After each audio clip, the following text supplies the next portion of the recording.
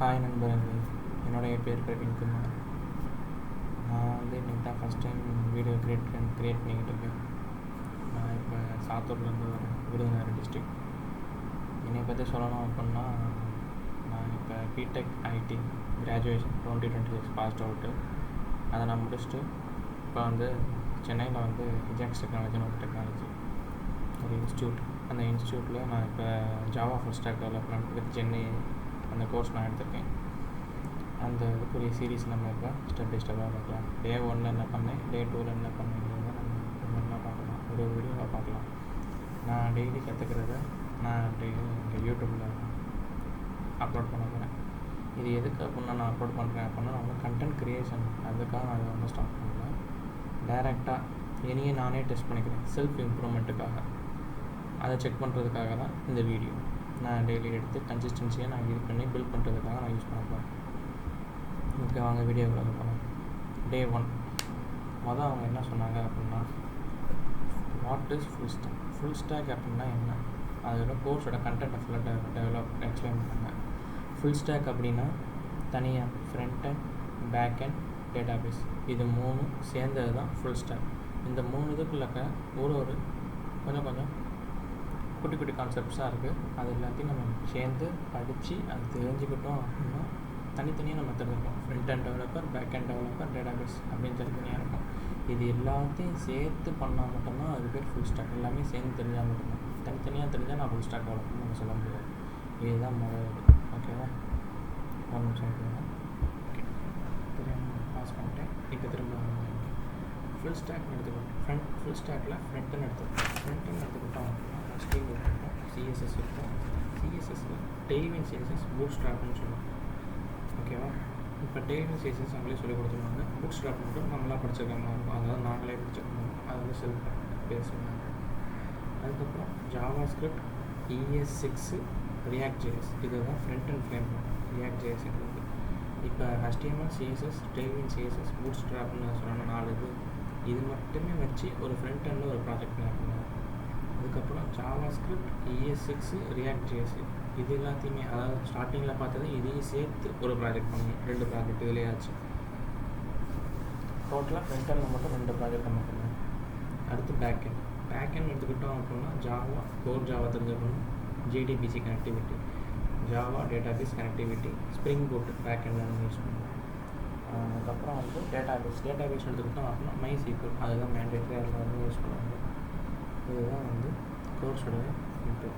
இப்போ இதெல்லாம் தனித்தனியாக இருக்குது. ஃப்ரண்ட் எண்ட் தனியாக, பேக் எண்ட் தனியாக, டேட்டாபேஸ் தனியாக. இப்போ நம்ம என்ன பண்ண போகிறோம் அப்படின்னா, இப்போ ஃப்ரண்ட் எண்டையும் பேக் எண்டையும் கனெக்ட் பண்ணணும், பேக் எண்டையும் டேட்டாபேஸையும் கனெக்ட் பண்ணணும். அதுக்கு தான் APIன்னு ஒரு ஆப்ஷன். ஓகேவா, அது ஒரு டூல்.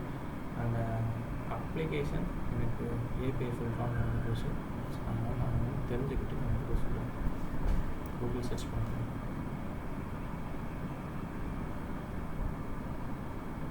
மொத்தம் 2 டைப் ஆஃப் APIஸ் இருக்குது.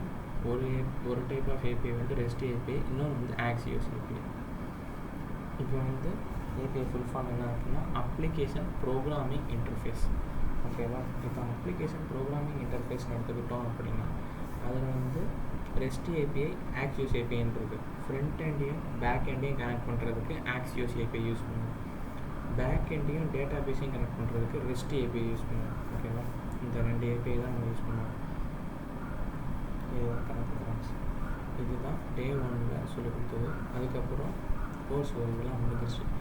நெக்ஸ்ட் என்ன பண்ணாங்க அப்படின்னா டைரெக்டாக HTMLனா என்ன, ஹைப்பர் டெக்ஸ்ட் மார்க்அப் லாங்குவேஜ் நம்ம எல்லாத்துக்குமே தெரியும். அதோட ஃபுல் ஃபார்ம் கேட்கல. அதாவது HTML பற்றி ஒரு ஓவர்வியூ சொல்லுங்கள். உங்களுக்கு தெரிஞ்சது ஒரு வெப் பேஜோ ஒரு வெப்சைட்டோ க்ரியேட் பண்ணுறதுக்கான ஒரு முக்கியமான காரணமே இந்த HTML தான். ஏன்னா இதுதான் ஸ்டார்டிங்கில் நம்ம கற்றுக்கணும். இதில் கண்டென்ட்டை ஃபுல்லாக நம்ம சேர்த்து ஸ்டாப் பண்ணி வைப்போம். உள்ளே கொஞ்சம் ஃபினிஷ் வைப்போம். இதோட ஸ்பெஷல் எபிலிட்டின்னு எடுத்துக்கிட்டோம் அப்படின்னா ஒரு வெப் ப்ரௌசர் இன்ட்ராக்ட் பண்ணும். லைக் கூகுள், குரோம், பிரேவ், அந்த மாதிரி நிறையா இது இருக்குது. ஃபயர்ஃபாக்ஸ், இது எல்லாமே ஒரு வெப் ப்ரௌசர். அந்த இது எல்லாமே எல்லாத்தோடையுமே இந்த HTML ஃபைல் இன்ட்ராக்ட் ஆகுது. நம்ம எழுதுகிற கோடை டிசைனை கன்வெர்ட் பண்ணணும். இதுதான் அதோட ஸ்பெஷல் எபிலிட்டி. ஓகேவா, இந்த இதில் வந்து வெப் பேஜ் வெப்சைட்டுன்னு சொல்லுவாங்க. சிங்கிள் பேஜ், இந்த லேண்டிங் பேஜ், ஒரு ரெஸ்டாரண்ட்டுக்கான ஒரு இது பண்ணுறாங்க அப்படின்னா, ஒரு ரெஸ்யூம் போர்ட்ஃபோலியோ இது எல்லாமே இருக்குது அப்படின்னா, மல்டிபிள் பேஜ் பண்ணாமல் ஒரு சிங்கிள் வெப் பேஜ்லேயே எல்லாத்தையும் நம்ம ஷோகேஸ் பண்ணி முடிச்சிடும். வெப்சைட் அப்படின்னா combination of multiple web pages. ஒரு பேஜிலேருந்து இன்னொரு பேஜோ, இன்னொரு பேஜிலேருந்து அங்கிட்டு நேவிகேட் ஆகுது, அந்த நேவிகேஷன்லேருந்து இன்னொரு ஒரு பேஜ், அந்த பேஜிலேருந்து அடுத்த இன்னொரு பேஜுக்கு மூவ் ஆன் ஆகுது. அதுதான் வந்து வெப்சைட். இப்போ வெப்சைட் எடுத்துக்கிட்டோம் அப்படின்னா 2 டைப் ஆஃப் வெப்சைட் இருக்குது. Static website, dynamic website. Static அப்படின்னா ஸ்டேபிளாக இருக்கிற ஒரு வெப்சைட். டைனமிக் அப்படின்னா அப்டேஷன் ஆகிட்டே இருக்கும். இப்போ ஒரு இடத்துலேருந்து இன்னொரு இடத்துக்கு மூவ் ஆகுது. இப்போ நம்ம கிளிக் பண்ணி நேவிகேட் பண்ணுறோம், அந்த வெப் பேஜிலேருந்து இன்னொரு வெப் பேஜுக்கு போகுது. அந்த இது வந்து டைனமிக். ஸ்டாட்டிக் வெப்சைட்னால் அது ஸ்டேபிளாக அதுலேயே தான் இருக்கும், வேறு ஒரு இடத்துக்கு நமக்கு போகும். இப்போ HTML பற்றி பார்க்கலாம். HTMLயில் 2 பிரிப்பாங்க, ஹெட்டு தனி, பாடி தனி. நம்ம தலை இல்லாமல் பாடி வேலை செய்யாது. பாடி இருந்தால் பாடி வேலை செய்யணும், தலை தேவை. அது ரெண்டுத்தையும் கனெக்ட் பண்ணுறது தான் நம்மளுடைய நெக்கை வந்து எதுன்னு சொல்லுவாங்க அப்படின்னா URL சொல்லுவாங்க, யூனிஃபார்ம் ரிசோர்ஸ் லொக்கேட்டர். இது ஃபுல் ஃபார்ம் மட்டும் தான் சொன்னாங்க, அதோட டெஃபினிஷன் வேறு எதாவது நீங்கள் என்ன சொல்லுவாங்க. இப்போ நம்ம சின்டாக்ஸை பற்றி பார்க்கலாம். சின்டாக்ஸ் எடுத்துக்கிட்டோம் அப்படின்னா நிறைய இருக்குது. சின்டாக்ஸ் பார்த்திங்கன்னா கொஞ்சம் இருக்கும், நம்ம அதை அப்படியே ஸ்கிப் பண்ணிடுவோம். நிறையா டேக்ஸ் இருக்குது, ஏன்னா டேக்ஸ் எல்லாம் நிறைய இம்பார்ட்டன்ட் இருக்குது. இப்போ நான் எதுக்கு உங்களுக்கு நான் வெறும் ஸ்க்ரீனை மட்டும் காமிச்சிட்டு நான் பேசிக்கிட்டு இருக்கேன் அப்படின்னா, இது Day 1 வீடியோ நான் வந்து ஃபேஸ் வச்சு போடணும்னு நினச்சேன். ஆனால் அது எனக்கு எப்படி கரெக்டாக போடணும்னு சரியாக தெரியல. நான் அது நெக்ஸ்ட் டைம் வந்து நான் Day 2 ஃபேஸ் வச்சு ஓகே நம்ம பார்த்துக்கலாம். இப்போ நெக்ஸ்ட் என்ன பண்ண போகிறோம் அப்படின்னா டைட்டில் டேக்ஸ். டைட்டில் எடுத்துக்கிட்டோம் அப்படின்னா டைட்டில் டேக் இருக்குது. இதுதான் என்னோடய வெப் பேஜ். உதாரணத்துக்கு உள்ளுக்கு போட்டு காட்டுறேன். இப்போ நான் வந்து என்னுடைய GitHub ப்ரொஃபைல் இருக்குன்னு வச்சுக்கோங்க. இந்த GitHub ப்ரொஃபைலில் இல்லை, அது கூட நான் சிம்பிளாகவே சொல்கிறேன். ChatGPT யூஸ் பண்ணலாம் காட்டுறேன். இப்போ ChatGPT நீங்கள் சர்ச் பண்ணோம் அப்படின்னா இந்த இடத்துல இருக்கா கூகுள் சர்ச்சில் போய் ChatGPTன்னு இருக்கா, உங்களுடைய வெப்சைட்டோட டைட்டில் குறிக்கிறது இந்த ஒரு தான். இதை தான் நம்ம டைட்டில் டேக்னு சொல்லுவோம். அடுத்து ஹெட்டர் டேக், ஹெட்டிங் டேக் இருக்கும். H1லேருந்து H6 வரைக்கும் இருக்குது. ஓகேவா? அதான் நம்ம எப்படி யூஸ் பண்ணுவோம் அப்படின்னா ஹெட்டிங் டேக் அப்படி மாதிரி சொல்லுவோம்.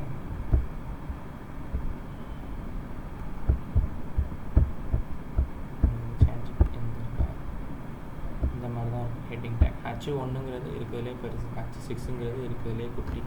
இது நம்ம இந்த ஹெட்டிங் செட்லாம் யூஸ் பண்ணுறதுக்காக யூஸ் பண்ணியிருக்காங்க. ஓகேவா? ஹெட்டிங் செட்லாம் போல்டாக காட்டுறதுக்காக இதெல்லாம் யூஸ் பண்ணி நான் ஒரு ஃபோட்டோ ஒன்று பண்ணியிருக்கேன். அதை நான் உங்களுக்கு கரெக்டாக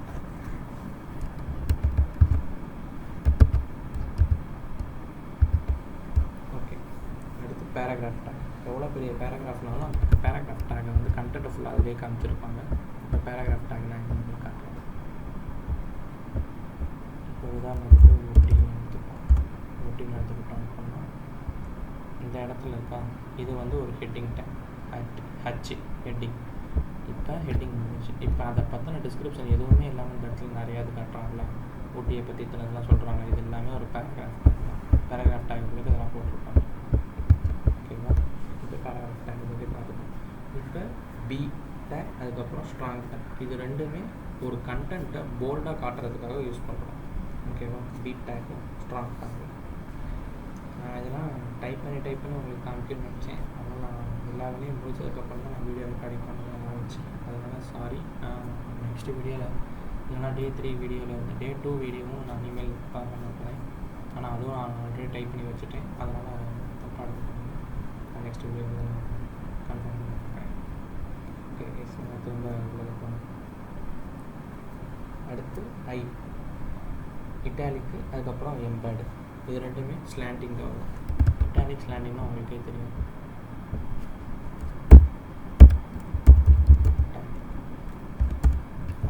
இந்த மாதிரி ஸ்லாண்டிங்காக இருக்கும், அண்டு ஒரு மாதிரி ஸ்லாண்டிங்காக இருக்கா, அதுதான் வந்து இட்டாலிக் டேக். இஎம்னாலும் அதுதான். இதில் தான் இந்த யூடியூப் சேனல் தான் எல்லாத்தையும் அப்லோட் பண்ணுறோம். ஸ்டார்டிங்கில் எல்லாம் ப்ரைவேட்டாக தான் இருக்கும், போக போக நான் தைரியத்தை வச்சுக்கிட்டு பப்ளிக்காக start up face. Okay, okay, அவங்க திரும்ப வீடியோக்குள்ள போனால் அடிக்கடி நம்ம நல்லா இன்ட்ராக்ட் பண்ணிட்டு நல்லா படுத்துட்டு. இப்போ அடுத்து பிஆர்னால் பிரேக் டேக் கொஞ்சம் இதில் கண்டென்ட்டில் யூஸ் பண்ணுறேன். நான் வந்து டே 1 இதுதான் நான் ரன் பண்ணி காட்டுறேன். மேக்ஸிமம் நோட் பேட்லேயே ரன் பண்ணாங்க, ஏன்னா அப்படின்னா தான் உங்களுக்கு வந்து ரொம்ப ஈஸியாக இருக்கும். இதுதான் ஹெட்டிங், அதாவது டைட்டில் வந்து இந்த இடத்துல கொடுத்துருப்பேன். ஹெட்டில் இந்த இடத்துல நான் வந்து என்னுடைய இதை சென்டராக கொண்டு வந்திருப்பேன் என்னுடைய டைட்டில். அதுக்கப்புறம் இது வந்து மார்க்யூ இதில் நான் கொடுத்துருப்பேன். அதுக்கப்புறம் அபவுட் மீல என் பேர் இருக்கிறது நான் அகாடமிக் ப்ராஜெக்ட்ஸ்லாம் ஸ்டூடெண்ட்ஸ்க்கு பில்ட் பண்ணி தருவேன் லேட்டஸ்ட் டெக்னாலஜியோட. இது வந்து இட்டாலிக்கில் இருக்குது இந்த இது மட்டும்.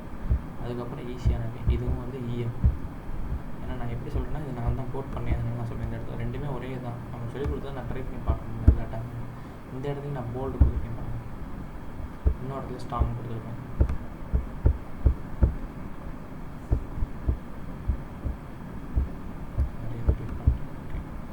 அதுக்கப்புறம் நான் பிரேக்னு சொன்னேன்னா, பிரேக் வந்து இந்த இடத்துல யூஸ் பண்ணல. டேரெக்டாக இந்த இடத்துல ஹச்ஆர் அப்படின்னா ஹரிசாண்டலாக ஒரு லைன் மட்டும் அப்படியே ட்ரா பண்ணணும். இந்த இடத்துல நான் வந்து சொன்னேன் இன்னைக்கு கரெக்டாக இருக்கணுங்கிறதுக்காக லைன் ட்ரா பண்ணியிருப்பேன் ஒவ்வொரு இடத்துலையும். அதுக்கப்புறம் என்னென்ன ப்ராஜெக்ட்ஸ்லாம் என்கிட்ட அவைலபிளாக இருக்குது அப்படின்னா, ஏஐ வாட்ஸ் சிஸ்டம், அதெல்லாம் ஆஃப்லைன் சிஸ்டம் இருக்குது. இந்த இடத்துல நான் இட்டாலிக் யூஸ் பண்ணியிருக்கேன். அதுக்கப்புறம் ஸ்டூடெண்ட் மேனேஜ்மெண்ட் சிஸ்டம், இந்த இடத்துலையும் நான் வந்து இட்டாலிக் யூஸ் பண்ணியிருக்கேன். ஜாவாவுக்கு MySQL, ஏன்னா அது ரெண்டு ரொம்ப ரொம்ப இம்பார்ட்டன்ட், மொத்தமாக இட்டாலிக் யூஸ் பண்ணுவேன். அதுக்கப்புறம் பஸ் ட்ராக்கிங், ஒரு பேராகிராஃப் டேகுக்கு இல்லைக்க இந்த இது ரெண்டு இடத்துல எப்படி போட்டால் கரெக்டாக இருக்கும் அப்படி இது போட்டுருக்கோம். இந்த போல்டு இதெல்லாம் ஓகே, இதுதான். அது போக இப்போ நம்ம வந்து டேக்ஸை மட்டும் நம்ம வந்து லிஸ்ட் பண்ணுறேன். என்னென்ன டேக் நம்ம பார்த்துருக்கோம் அப்படின்னு இன்றைக்கி டைட்டில் டேக் மட்டும். டைட்டில் டேக் அப்படின்னா இந்த ஹெட்டிங் மேலே பர்சன்ட் சார்ட் தான். ஓகே, ரெண்டாவது வந்து என்ன டேக் பார்த்தோம் அப்படின்னா ஹெட்டிங் டேக். H1லேருந்து H6 வரைக்கும் இருக்குது, அந்த இடத்துல சென்டராக பண்ணியிருக்கேன். அதுக்கப்புறம் பேராகிராஃப் டேக்கு நான் இது வந்து மார்க்கெட் ஸ்லைடு, அதாவது ரைட் சைட்லேருந்து லெஃப்ட் சைடு போகிறதுக்காக. அதுக்கப்புறம் அபவுட் மீல என்னையை பற்றி சொல்லியிருப்பேன். என்னையை பற்றி சொல்கிறதுனா இது வந்து ஹெட்டிங் டேக்கு. இந்த இடத்துல வந்து நான் போல்டு கொடுத்துருப்பேன். அதுக்கப்புறம் ஸ்ட்ராங்கும் கொடுத்துருப்பேன். நடுவில் இந்த இடத்துல வந்து இட்டாலிக்கும் எமர்ஜென்ட் கண்டென்ட் கொடுத்துருப்பேன். நடுவில் இந்த இடத்துல மார்க் அப்படின்னா ஹைலைட் பண்ணி கரெக்டாக கொடுத்துருப்பேன். ஆனால் நமக்கு இப்போ டிஃபால்ட்டாக மார்க்கும் கொடுத்தா மற்ற கலரில் காட்டும். சீசஸ்லாம் போகும்போது நமக்கு இன்னும் கொஞ்சம் அட்வான்ஸாக பண்ணி சொல்லி சார் சொல்லியிருக்காங்க. நீங்கள் பார்க்கலாம். அவைலபிள் ப்ராஜெக்ட்ஸ், இந்த இடத்துல பேராகிராஃப் டேக் போட்டுட்டு பேராகிராஃப்குள்ளே ஸ்ட்ராங், அதுக்கப்புறம் போல்டு அப்படி யூஸ் பண்ணியிருக்கேன். இது ஃபுல்லாமே இட்டாலிக் டேக் யூஸ் பண்ணியிருக்கேன். சர்வீசஸ் இது ஃபுல்லுமே போல்டு அல்லது ஸ்ட்ராங்கில் கொடுத்துருக்கேன். இதெல்லாம் ஸ்ட்ராங்காக இருக்குது அப்படின்னு கொடுத்துருக்காங்க. இனி எதனால சூஸ் பண்ணுறீங்க அப்படின்னா ஈஸியாக எக்ஸ்பிளைன் பண்ணுவேன். அஃபோர்டபுளான ப்ரைஸில் இருக்கும். கஸ்டமைஸ் பண்ணிக்கலாம் ப்ராஜெக்டை, ஆன் டைமில் டெலிவரி பண்ணுவேன். டிலே ப்ராஜெக்ட்லாம் இருக்காது, அதை வந்து டெலிட் பண்ணியிருக்கேன். அப்படின்னா ஸ்ட்ரைக் அவுட் காட்டும். இன்சர்ட் பண்ணியிருக்கேன் அப்படின்னா இதை ஃபுல்லாக அண்டர்லைன் பண்ணி காட்டும். யூனாலும் இன்சர்ட் பண்ணணும். இப்போ செல்ஃப் கோசிங் டேக் அப்படின்னா ஹச்ஆர், அதாவது ஹரிசாண்டல் லைன், அது வந்து செல்ஃப் கோசிங் டேக். பிஆர் அதாவது செல்ஃப் கோசிங் டேக் தான். வெறும் பிஆர் மட்டும் போட்டால் இப்போ பிரேக் ஆகிடும்.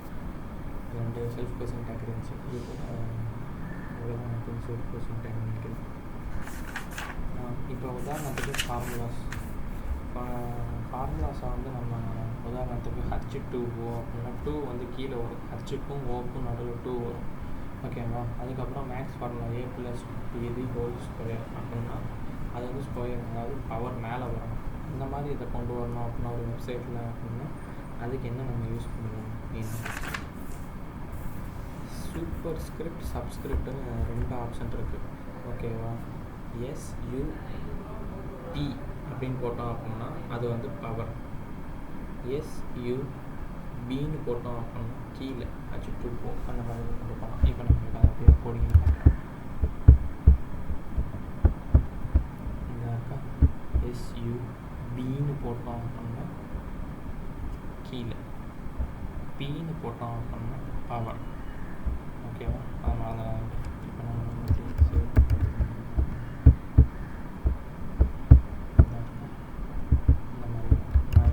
உதாரணத்துக்கு இதை எடுத்து விட்டுருக்கேன், சப்பா மட்டும் எடுத்து விட்டுருக்கேன்.